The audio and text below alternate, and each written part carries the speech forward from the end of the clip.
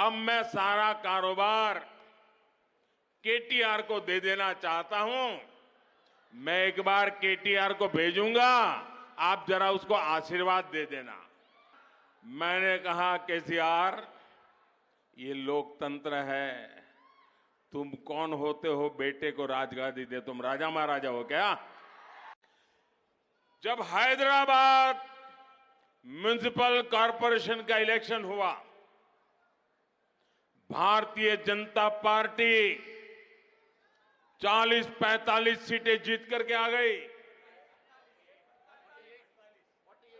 48 किसी को बहुमत नहीं मिला। केसीआर को सपोर्ट की जरूरत थी।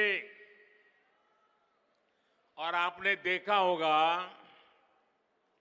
हैदराबाद कॉरपोरेशन के चुनाव के पहले वो एयरपोर्ट में पूरी फौज लेकर के मेरा स्वागत करने के लिए आते थे, बढ़िया बढ़िया माला पहनाते थे, बहुत सम्मान करते थे, याद है ना? फिर क्या हुआ भाई, अचानक बंद हो गए। अचानक इतना गुस्सा क्यों निकल रहा है?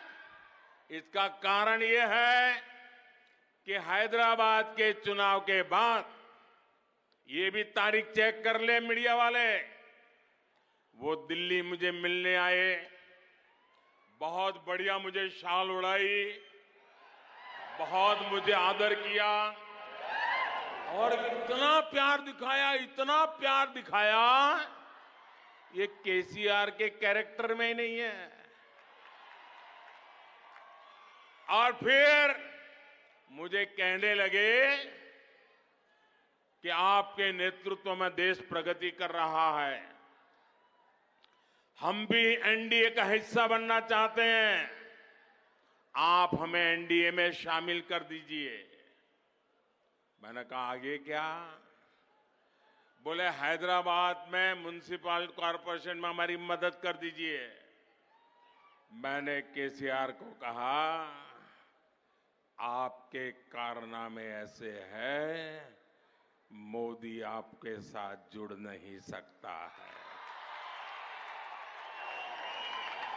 हैदराबाद में हमें विपक्ष में बैठना पड़ेगा तो बैठेंगे। केसीआर की सरकार हमारे कार्यकर्ताओं पर जुल्म करेगी तो जुल्म सहेंगे, लेकिन हम तेलंगाना की जनता से दगा नहीं कर सकते हैं। भले तेलंगाना की जनता ने हैदराबाद में हमें पूर्ण बहुमत दे दिया, लेकिन 48 सीट भी तेलंगाना का भाग्य बदलने की शुरुआत है। और मैंने उनसे हर प्रकार से मदद करने का इनकार कर दिया। उनको एनडीए में एंट्री देने से इनकार कर दिया। उसके बाद उनका दिमाग फटका, फिर तो वो भांति भांति से दूर भागने रहे। मैं भ्रष्टाचार के सवाल पूछने लगा, फिर एक बार दोबारा आए।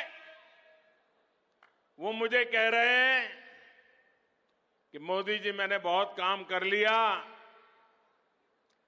अब मैं सारा कारोबार केटीआर को दे देना चाहता हूं। मैं एक बार केटीआर को भेजूंगा, आप जरा उसको आशीर्वाद दे देना। ये उन्होंने मुझे कहा। ये लोकतंत्र है, तुम कौन होते हो बेटे को राजगादी दे, तुम राजा महाराजा हो क्या? क्या तुम राजा महाराजा हो क्या? अरे तेलंगाना की जनता तय करेगी किसको बिठाना है, किसको नहीं बिठाना है। बस वो दिन आखिरी था। उसके बाद एक बार भी वो मेरे से आंखें नहीं मिला पा रहे हैं। मेरा परछाया भी देखने की हिम्मत नहीं बची उनकी। आप देखा, अभी मैं सरकारी कार्यक्रम करके आया, कोई भ्रष्टाचारी मेरे बगल में बैठ करके मेरा ताप सहन नहीं कर सकता है, इसलिए भाग रहे हैं।